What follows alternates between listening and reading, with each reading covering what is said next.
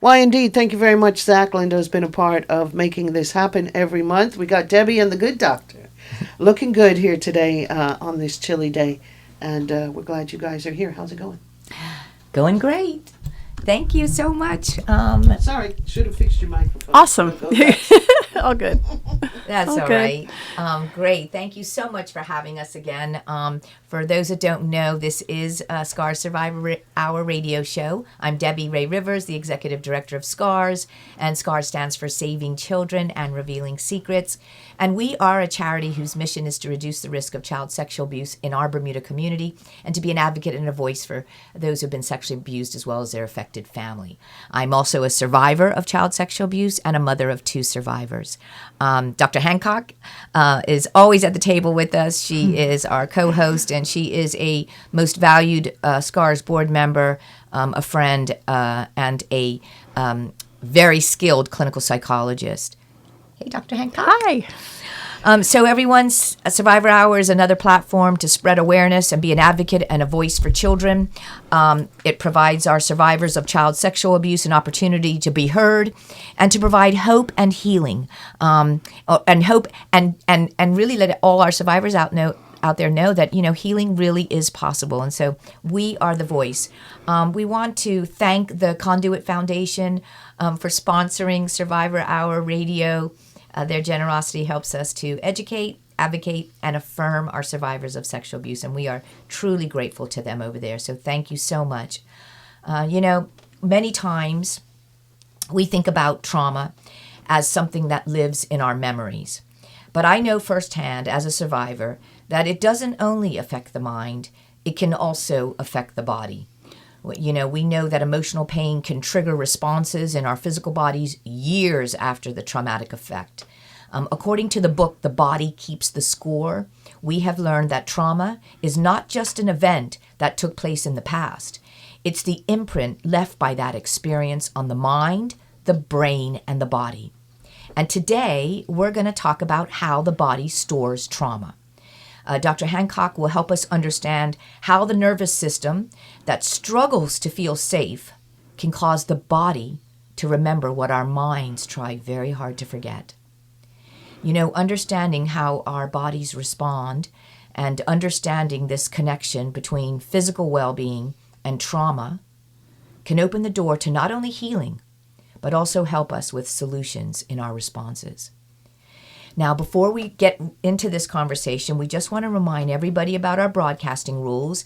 For those who have never listened in and tuned in before, this show contains sensitive information, and it is intended for adults only. And to any adult survivor listening this afternoon, please remember you can change the radio channel at any time. It's very important that you take care of yourself, and you, as an adult, have the power to make this decision.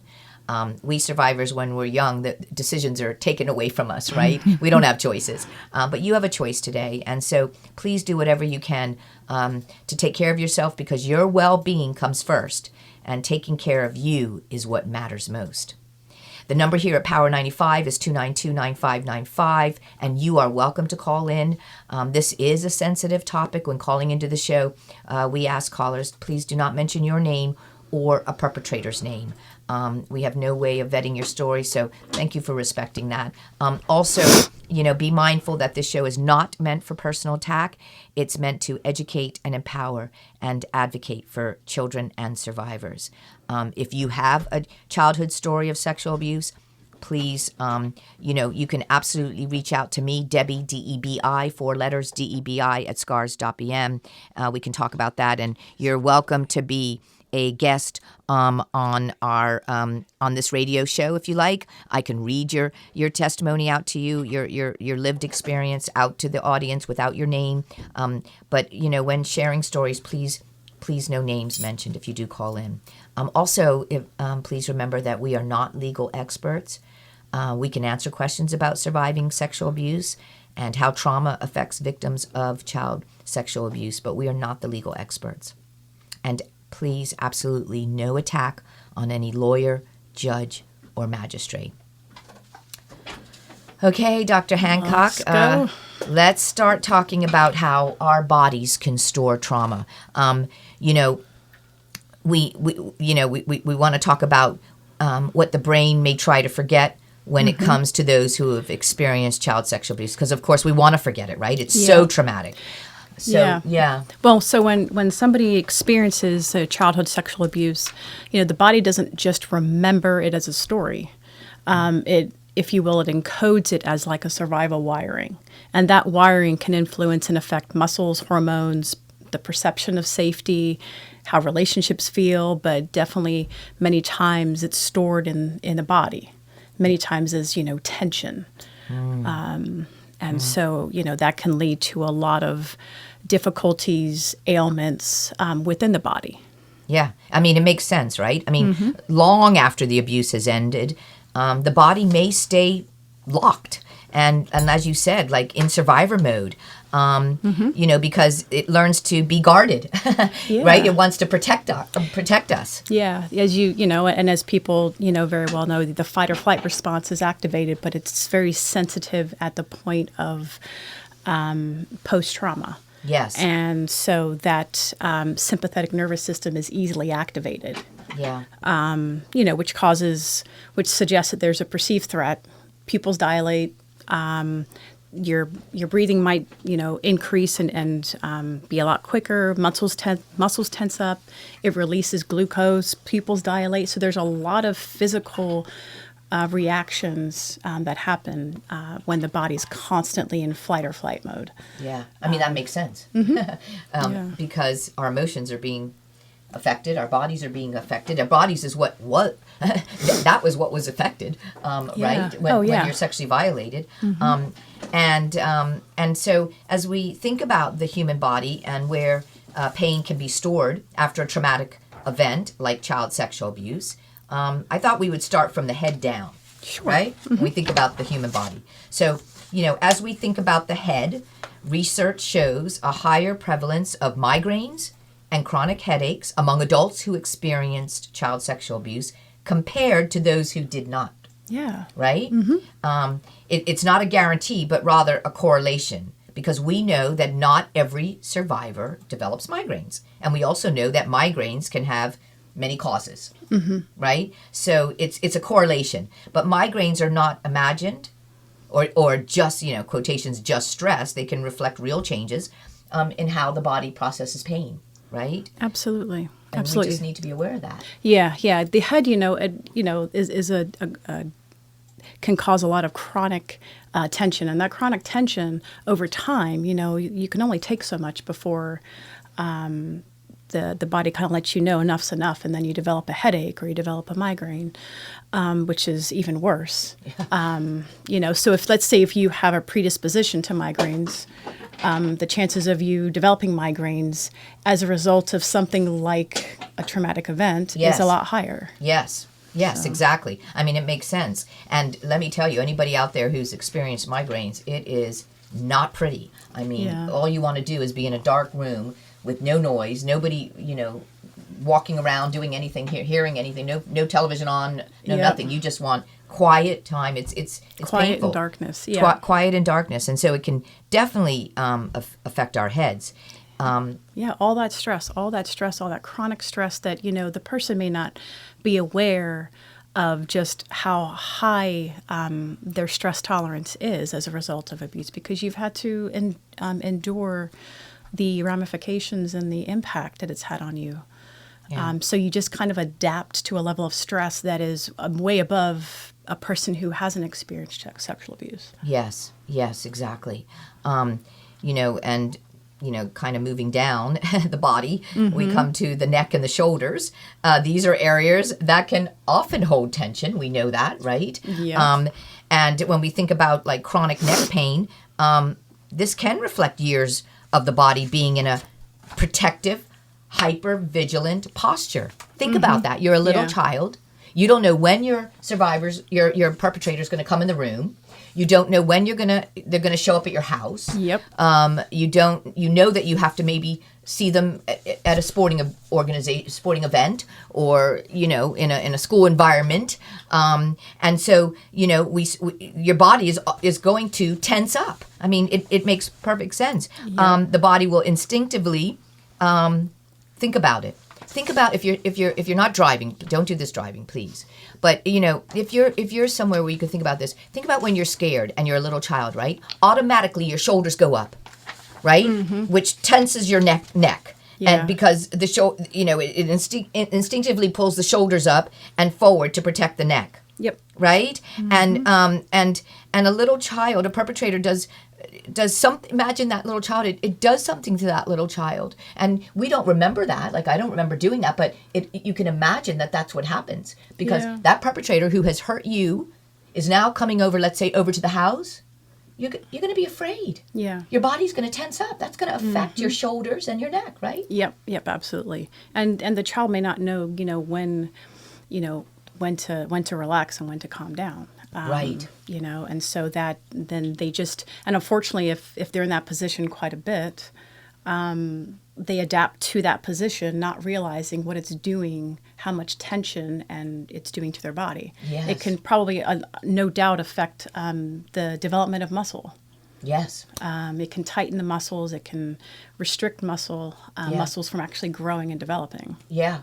And you think about, then they grow up, the children go through their adulthood, and so when they feel scared or traumatized for any other reason, that's going to be the first place they're going to tense up. So that's always going to stay stiff and tense, and right? And that needs obviously massage therapy, to get that pain out of that area of the body. But it makes sense that stress can affect our neck and our... Yeah, and it can be very difficult to teach them how to relax their body. Yeah. Yeah, exactly. And that's why, I think massage therapy is very critical. I know Rudy over at Balance, he and many others that have, offer this this type of treatment. It's just so important to continue to have the body have that therapy on the body to get that tension out, right? So that you know what it feels like. If you don't regularly know what your body feels like when it's relaxed, then it's going to be, very difficult to know that if your body's being harmed by having so much tension in it over time. Yes. Yes. So you have to, for any of us to know how to put our bodies in to a relaxed position, we have to practice of knowing what it feels like when it's relaxed. Otherwise, tension could feel relaxing to them. A state of tension could actually feel like, oh, I'm fine. Yes. But you're really not, because your body's telling you something else as I'm sitting here massaging. Yeah. Your body's gone into fear, basically. It's right? chronic fear, chronic tense mode to what they think is protecting you from something happening again. Yeah. I mean, it makes so much sense when you're little. It makes so much sense because perpetrators don't usually, it's not just a one-time event, right? And so you have to think about every time that perpetrator comes into that child's life, whether it's a family event or whatever, that child is going to tense up. They'll look, what's going to happen next? Looking over their shoulder, and if it's a family person who attends family events, you don't even feel safe in your own home or around your family. Yeah. Because if they don't know, and then they couldn't protect you. Yeah.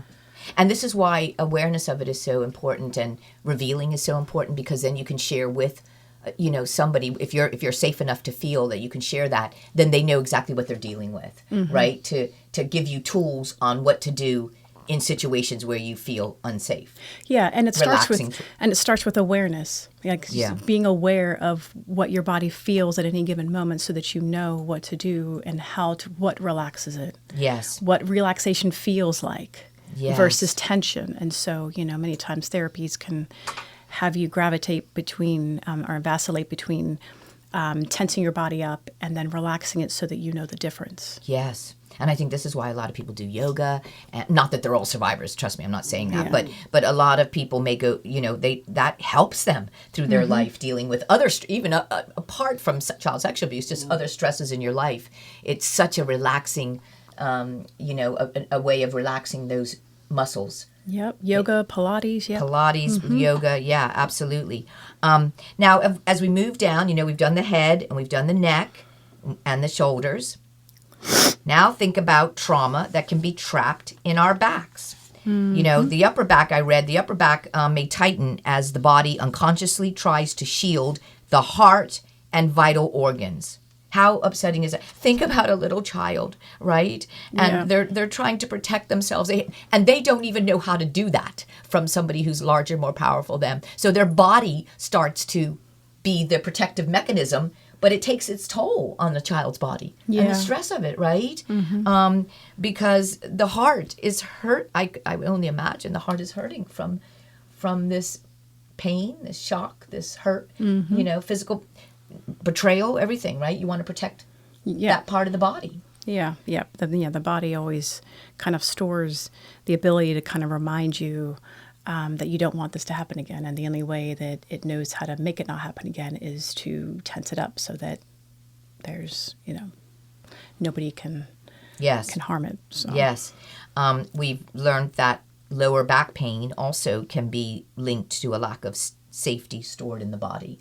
Yeah. And I think a lot of times when you're feeling insecure, or, you know, you're, and particularly with survivors, you know, you either tense up, but you also, you know, you start hunching over, you start almost wanting to hide. And when you try to hide, your body tends to hunch over. So then your spine is curved, and that's going to cause a lot of strain on your lower back. Yes. I know a survivor who experienced excruciating back pain in high school, and then discovered that the pain from the sexual trauma was actually trapped in her lower back. And I want listeners to imagine a little child at the home of a perpetrator, not sure when and if the perpetrator is going to approach them again, and, you know, asking them to meet them somewhere, demanding something from them that they know is wrong. That might cause a little one to clench up, right? And just have this, you know, this increasing tense in their lower back. And over time that could get stuck there. Pain can get stuck in our body. And that needs to be released. I mean, it makes perfect sense when we think about it. And it's the body's kind of way of trying to store the trauma in one area instead of, you know, all over the place. So sometimes we'll pick one area in particular that it can target. Yes. And it makes one wonder, like, when something traumatic happens that has nothing to do with sexual abuse as an adult, the trauma may go right back to that same place. Yeah. Right? To protect the person. It's just amazing, right? How the body remembers. Yeah. It really is. And it makes perfect sense. You know, we also know that trauma can disrupt how our organs function when in constant survival mode. You know, we must never forget, audience, that we were children, right? So that heart racing, you know, maybe that inability to eat because of the nerves, right? Think about the survivors, you know, and think about survivors who are prone to addiction and then have to go there to escape and numb pain, right? Think about all the negative effects that substance abuse can have on the body over time, not to mention the brain. I mean, this is all as a result of trauma. And in particular, you know, sexual abuse has its own unique impact on the body. But yeah, it'll definitely target, like when it comes to like the things like the abdomen, or in particular any specific organs, you know, it can cause, you know, cortisol problems, adrenaline patterns, inflammatory responses, you know, autoimmune conditions. So there's so many physical ailments over time. Again, chronic and chronic tension and chronic effects on the body will inevitably, at some point, if it's not treated, cause things like autoimmune diseases or other medical conditions. Yeah. And if you're able to connect it to the impact of the psychological part of the abuse, then treating that part will then heal the body. The mind and the body work together. So that makes perfect sense. Yeah.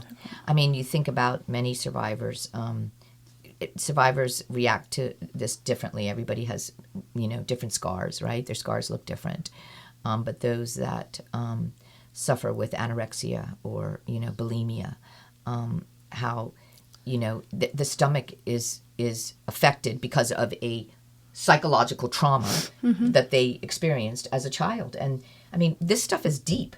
And think about the money that we spend, Going to the doctor. going to the doctors, all from something that could have been prevented. And you're just basically, you're treating symptoms, not the bigger issue, not the actual cause of the problem. And so, so when the body manifests the psychological trauma, if we don't treat the trauma, it'll just continue to reoccur over and over again, because you're just treating the symptom, Right.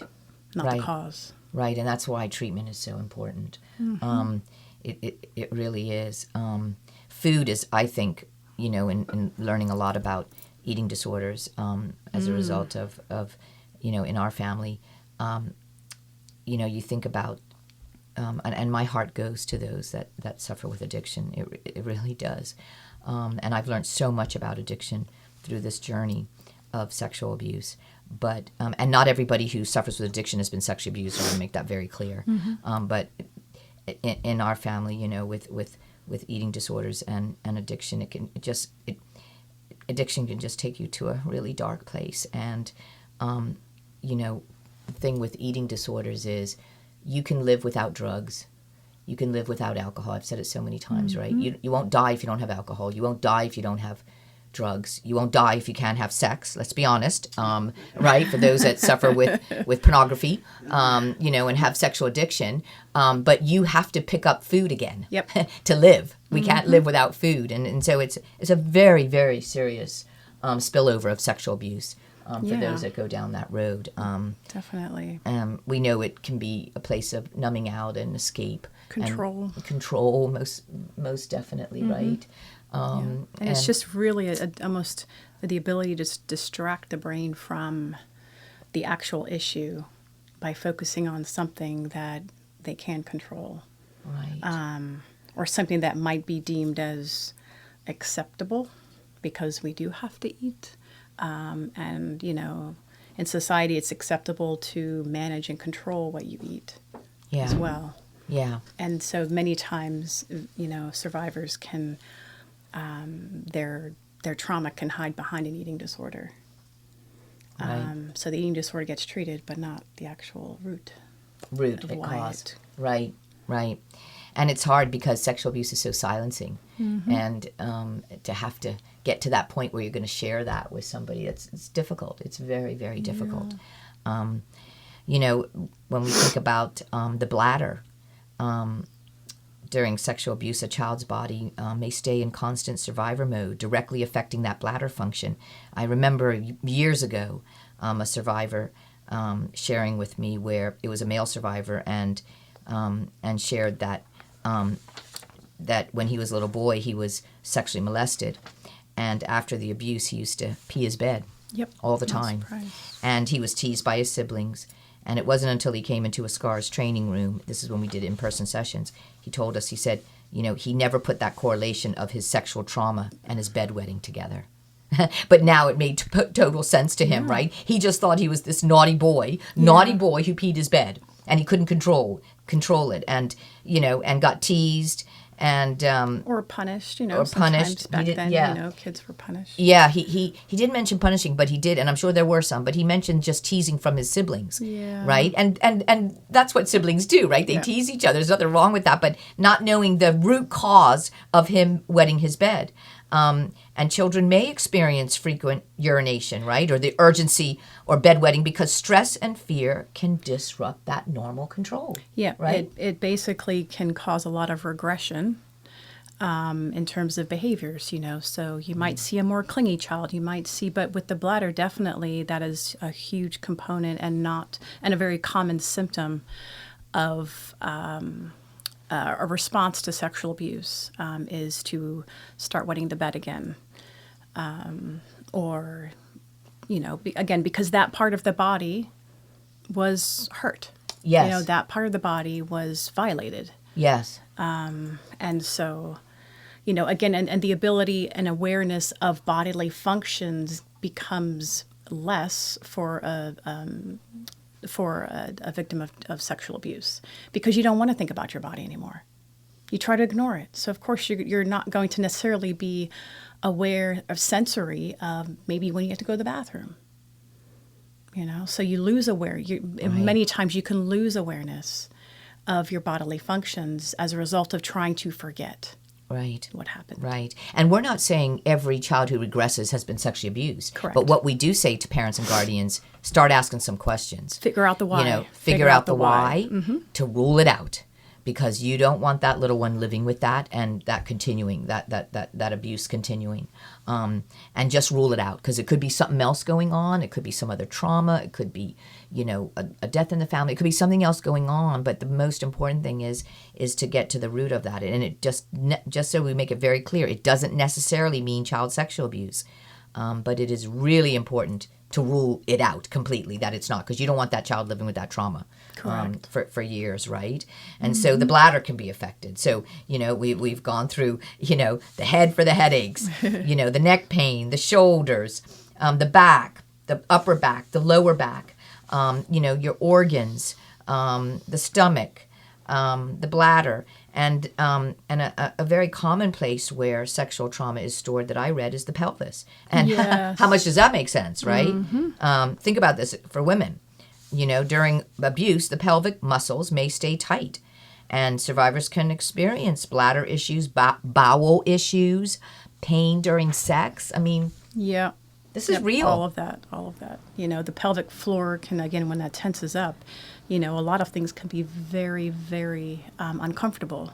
You know, and you think when females are supposed to have, you know, yearly exams with an OBGYN, and they don't know, the OBGYN doesn't know, they're getting violated again. Or they may even completely avoid having the exam every year, which can then potentially cause more problems. And Yeah. Yeah. It's important to share that. I mean, we have just taped a show that's going to be airing on Monday night, and it's child sexual abuse, trauma, and childbirth. I mean, you know, it's very important to think about these things and create some awareness around it, because you just don't think about that, especially for those who have pushed down trauma for decades. It didn't take me for years to start figuring out some of these things, you know, because you can be affected years later when you have been sexually harmed as a child. I mean, your body will react. yep, your body will let you know. And many times that's why it's so important for people to if you haven't started now, like start being aware of what your body tells you, rather than just, you know, quickly, you know, Googling something. Just sit with your body for a little bit and pay attention, and it'll tell you. Yeah. Yeah. Yeah. Because there's definitely a connection.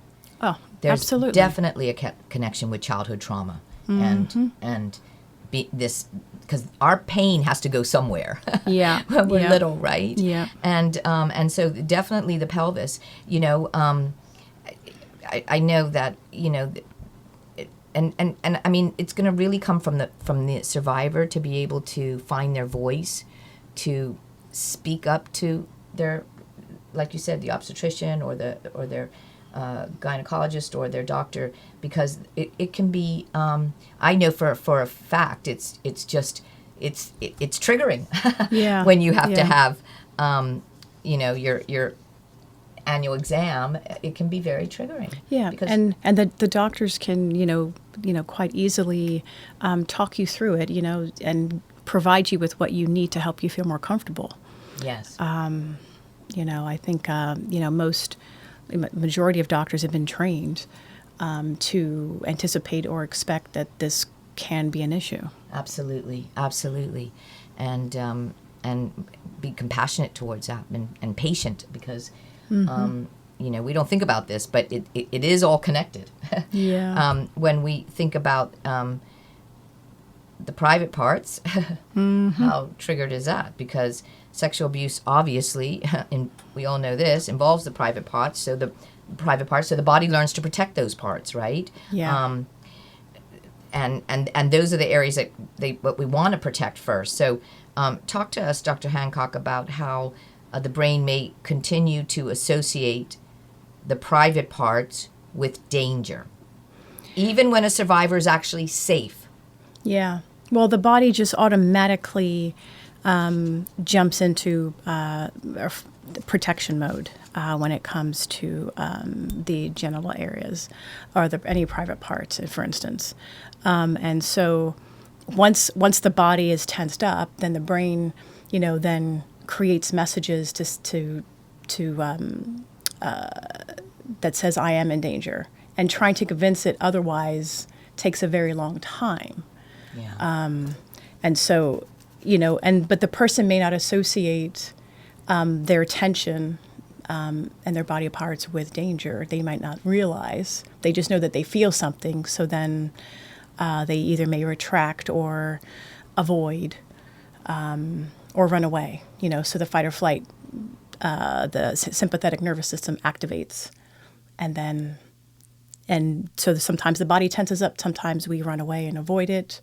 There's a number of different responses. Yeah. And are there tools that you would give a patient, one of your patients, on how to manage that when it comes to that? Yeah, I mean, it kind of starts with, some of the things that definitely pop up are things like body shaming. And so the fear of even relating or having any kind of relationship with your body parts, particularly the genital area, it can be very difficult and is oftentimes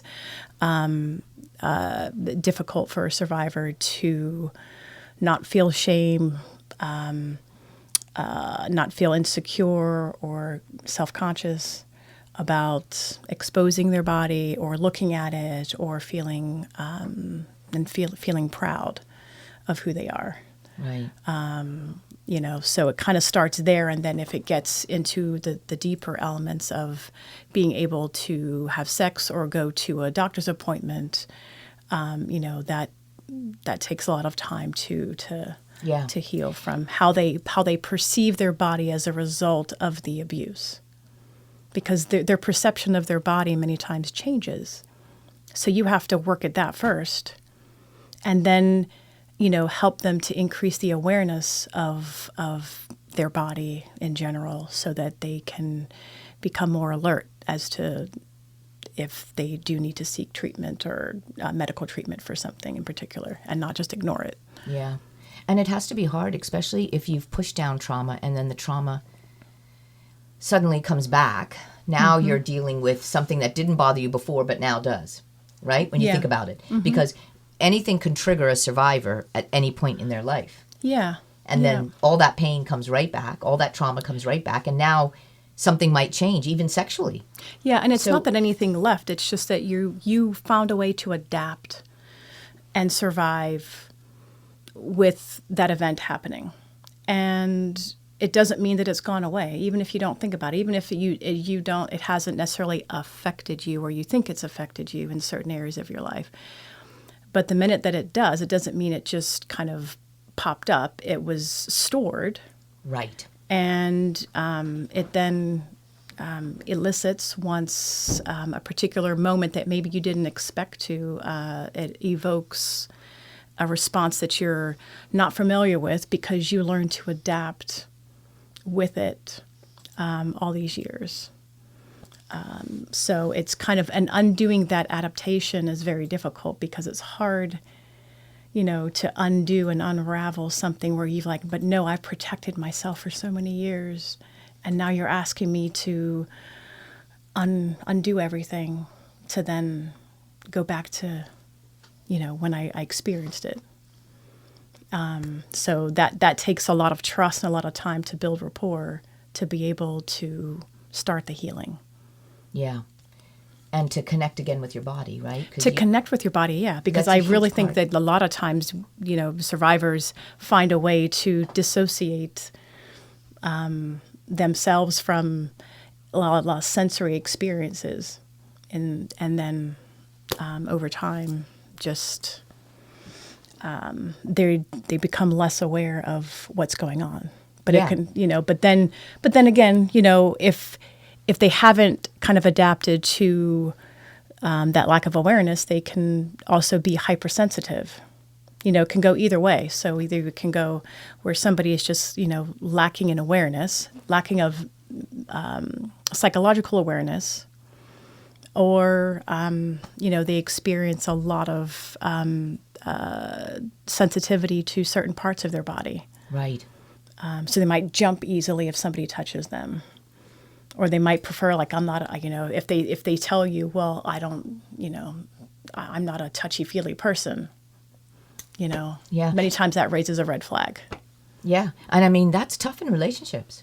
Oh, when you're in a absolutely. relationship and, a romantic relationship, it's very hard to, because that could resurface again. And then what do you do with that? Because, you have to share, obviously, with your partner, but that has to be difficult for survivors to be able to now, because let's be honest, one of these spillovers of sexual abuse is promiscuity. Yep. Okay, so Can be. you push down pain, you're very promiscuous for many reasons. It could be, to feel worthy, to be accepted. Yep. And you redefine what sex means. Many times sex doesn't mean an emotional connection for a survivor. It's a means to an end. And I think what can happen is over the course of time, as you develop an emotional connection to somebody and potentially in a committed relationship, once the emotional connection and the sexual connection meet, I think that can then cause a disruption or a kind of an abrupt halt of the sexual experience. Yeah, and how do you help survivors work through that? What do survivors have to do to? Because I'm sure we have a lot of survivors out there, adult survivors, who have experienced this. Because we are talking about the private parts, the human body, and I'm sure. You think about how deep child sexual abuse is, affecting the body, affecting relationships, right? I mean, how do we help our survivors connect again with that? What are some of the things that you? Well, you have to learn to kind of Share. learn how to differentiate between the trauma and the body versus, this is your body and your control within your control. And, the idea that, that this event does not define who you are as a person and what you're worthy of, et cetera, et cetera. So, I think, again, the fear of connecting the emotional side to the physical side of sex is, it can be very tricky. But when you start redefining what sex is, because that's what you have to do, kind of basically unwind the definitions, a lot of the definitions that survivors create for themselves to protect themselves. Right. And undoing that is hard, but it's necessary so that they can have a different experience psychologically when it comes to sex. So that they can equate it to love. Yes, that's the key right there, Yep. isn't it? Because their experiences was not love. No. There was nothing about It was being harm. sexually abused as a child. was Was nothing harm. to do with love. Let's be honest. Yeah. And so that is the connection right there. That I think I'm glad you said that. And the difficulty is defining sex that way when all this time you may have defined sex as harm, as, somebody betraying you, somebody violating your body without your permission. And so to equate it with love, I think many times survivors are scared that means that they're going to equate the abuse with love, and that's actually not the case. There's a way to be able to, in sessions, to be able to differentiate. Yeah. And is it different for our male survivors? It can Does that be. experience different from male survivors to female survivors? You see a difference in how that affects a male survivor or affects a female survivor when it comes to that? Oh, it can do, absolutely, absolutely. Especially again when it comes to male survivors, the idea of the role that they expect themselves to play or the role that they play in their relationship, because men and women can play different roles. And so survivors, if depending on what role you play, can depend on how it affects you when it comes to the relationship and comes to the sexual experience for yourself. Yeah. And who the perpetrator was, I would imagine. Oh, particularly, yeah, but particularly, especially. Because it can be very, very confusing. If it was, Oh, yeah, and we're talking about sexuality, absolutely. For men and women, and particularly for male survivors, it's very common to have a lot of issues when it comes to deciding, figuring out what your sexuality is and how you're feeling about the same sex and opposite sex. Yeah. But many times, unfortunately, they may not share what's happened to them as a result of the reaction they may get. Right. Yeah. Right. But, in terms of, the role that they might play in a relationship or the role that they're expected to play in a relationship can be really, really hard to manage. Yeah, I would imagine it would be. And that confusion, right? Yeah. Yeah, the confusion of, the kind of stereotype of, all men enjoy sex, may not be true for survivors of sexual abuse. Right. And so that can create, in a heterosexual relationship, that can create a lot of problems in that relationship because their partner, then starts feeling insecure about themselves because their male partner doesn't want sex as much as what, you would expect them to. And not realizing that it could be a result of the past trauma. Yeah, because that can come back at any time, right? Mm-hmm. Absolutely. It just because you didn't deal with it as a child and your adolescent years, but then its ugly head can come out, at any age. Yeah, and when you're first in a relationship, you're the motivations that you have toward the other person become different once the relationship becomes committed. So the motivation, to have sex, you can manage it one way when you're not in a committed relationship, but then once you're in a committed relationship, then you may have to find a different motivation, which may require you to start dealing with all of your trauma. Wow. Yeah, because betrayal's real. Betrayal doesn't only affect the heart; it affects the body too, right? Yeah, you think, all these organs, all these parts of your body, they're working, many times the trauma makes them work overtime. So your body, think of your body aging a lot quicker because it's being, it's being asked so much of it just to protect itself. Right.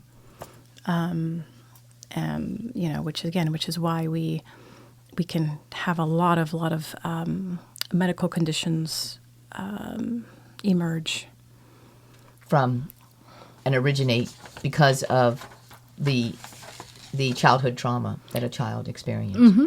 Yeah, absolutely. The idea of the relationship side of it and how that's affected, even again within the body, it learns that, intimacy might equate to danger. Right. So you might, survivors may struggle to connect at a deep level with anybody. They may tell you, "Oh, I'm not a touchy-feely person," or, "Oh, I can do this all by myself," and they may ignore or they may not kind of open up about any medical ailments that they have because they have to create the appearance as though they can handle anything. Yeah, everything's okay. Yeah. Yeah, I can do it by myself. Absolutely, because what it might mean, especially I would think for male survivors, like, I don't want to go there. If I have to do this, I have to deal with what happened to me, and it's just better that I don't go there again. Yeah.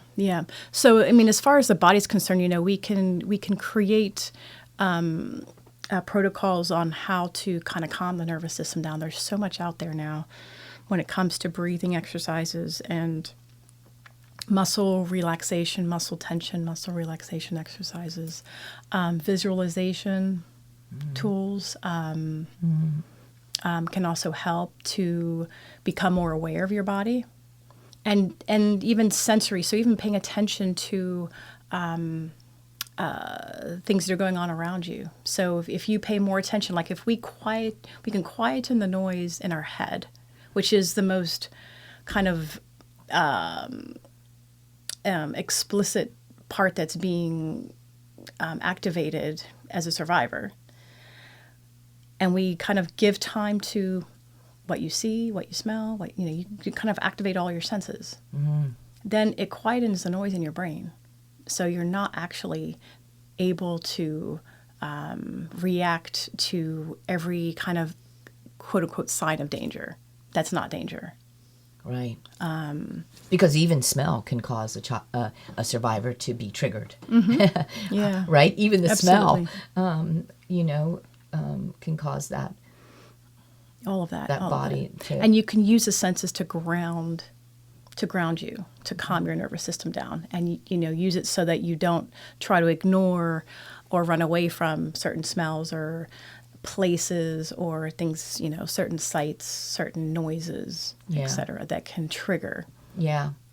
And does it help to, where you, in your practice or in practices with clinical psychologists, to bring in the partner of the survivor or give them something to read that they can understand what's going on with that survivor who is now finally revealed, getting some help, and then so that the relationship isn't, affected by helping both understand this is why, this is what she needs or he needs.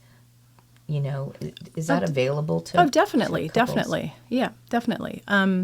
It's not uncommon either to work with both parties as a result of one being a support system for the other person and helping them understand, their partner's reactions. Because again, when you're in a relationship, any reaction that you have towards something that may be external Yeah. is still felt by the partner. Yes. And unless it's talked about as to, well, let's talk about the why, so that it can become less personal, that then, when it becomes personal, then we've activated a potential conflict Right. that may have absolutely nothing to do with the relationship. Yes. And so, once there's a level of understanding, then we can actually heal and help the partner not take certain things personally. Yeah. But to explore. Yeah. Because a survivor won't necessarily come out and say it. Survivors tend to look for partners or support systems to lead the conversation, to tell them it's okay to talk about it. So that they, if for instance, if I'm your partner and, you have that history of sexual abuse, and I, something happens and you kind of have a very strong reaction towards me, if I say to you, Debbie, I'm really concerned. This is not like you. Is everything okay?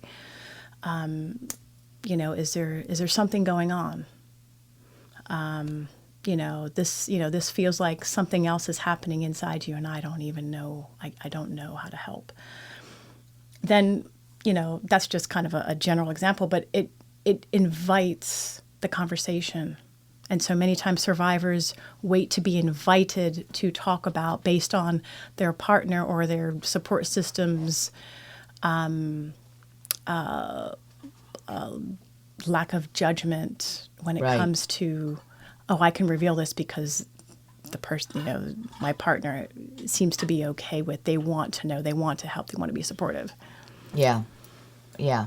I mean, and something that could happen in a relationship that has nothing to do with them. Mm-hmm. It's just something that happened. Like an example, you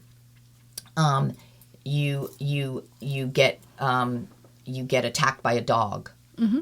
and the person asks a very simple question: "What'd you do? What caused this?" That could go to a survivor who says, "I'm being blamed. Yeah. I'm being blamed for something I didn't do," and then that's all connected to the child sexual abuse, mm-hmm. right? Yep.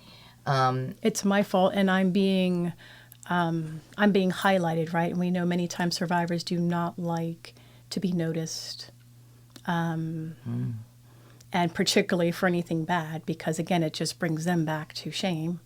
The shame that's usually is the last thing to leave when the healing is feeling shame within Right. themselves. So it's not shame within the body, then goes shame altogether as a person. Yes. I'm not supposed to do anything wrong. Oh my gosh, I've done something wrong. So like mistakes that would be normally very small to the general public feel massive and magnified To a survivor. to a survivor.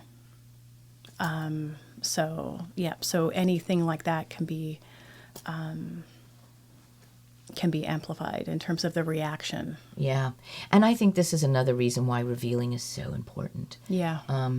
And we survivors need support from the people in our life, understanding, once we reveal, then understanding where all this is coming from. It's not them personally. Yeah. It's just understanding that trauma goes somewhere. It goes Yeah. somewhere in the body. Yep. It's going to be stored somewhere. It can be stored in the body, and in terms of the nervous system, in terms of, again, the idea of that tension that builds over time, the body adapts. And so that's, partially, an issue when it comes to being more aware of what your body's feeling and why it's feeling the way it's feeling. Exactly, because we know when our bodies react, we know it's not necessarily a sign of weakness. That's what I want everybody to Absolutely know. not. It is not a sign of weakness. It could be a survival response to your childhood trauma that you experienced when you were sexually violated as a little one. And we have, when we learn to recognize signals, we can respond earlier, right? When we let someone know what's going on, whether that's our loved ones or our medical professionals, the people in our life, our nervous system can begin to feel safer. Our fear can be reduced, and it can possibly ease those physical symptoms that are, struggling, and allow our body and our mind to heal together. And how beautiful is that when our body and our mind can heal together, right? Yeah. When you don't have to go around walking around with all the tension in your body and looking over your shoulder, you want that freedom, psychological freedom and physical freedom. Yes. Yes. And so, everyone, we have to do everything in our power to prevent child sexual abuse, because not only will emotions be affected, but as we've heard today, so will the human body. And the good news about this is prevention is possible. And we really encourage everyone to sign up for a SCARS session to learn what you can do to protect that child in your life, because when you're protecting their childhood, you're protecting their adulthood. Right? You're protecting their emotional, physical, being. And so we want everyone to learn everything you can on how to protect the little one in your life. And if you have just tuning in for the first time, visit scarsbermuda.com, go to the tab that says Get Trained, sign up for a 3-hour session. Thanks to our donors. There's no cost to you. It's 3 hours. It's going to open your eyes. Many survivors have told us, and we had someone who just did it 5 times. I mean, the 5th, she's been in our room 5 times. She still walked away with something new from that training, because we're always updating our training curriculum, and we're about to in March to launch another one. So we really encourage you, to save a life of a child and their adulthood. Learn what you can do to protect the child in your life. So all of this can be prevented. That's what this is about. SCARS is about prevention. As I said, we just filmed our next Survivor Hour cable TV show. It's going to air on Monday night, channel 82 at 8 p.m.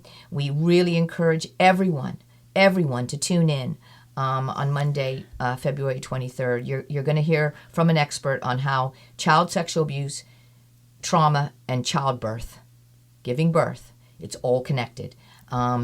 It's a powerful show, and you won't want to miss it. If you don't have cable, you can view it on our SCARS YouTube channel or our SCARS website under media. Select the tab that says SCARS Survivor Hour TV. Well, Shelley, I want to say thank you so much to you. Thank you to Bermuda Broadcasting. Dr. Hancock, what would we do without your expertise on this show? Thank you so much.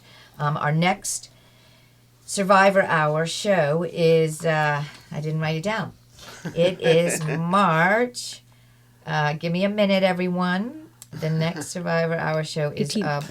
March 18th, right? March 18th, 18th. 1:15. Yeah, Any and- last thing, Dr. Well, Hancock? you know, healing isn't necessarily about forgetting. It's about helping the body learn that the danger's over. So Say that again. That's powerful.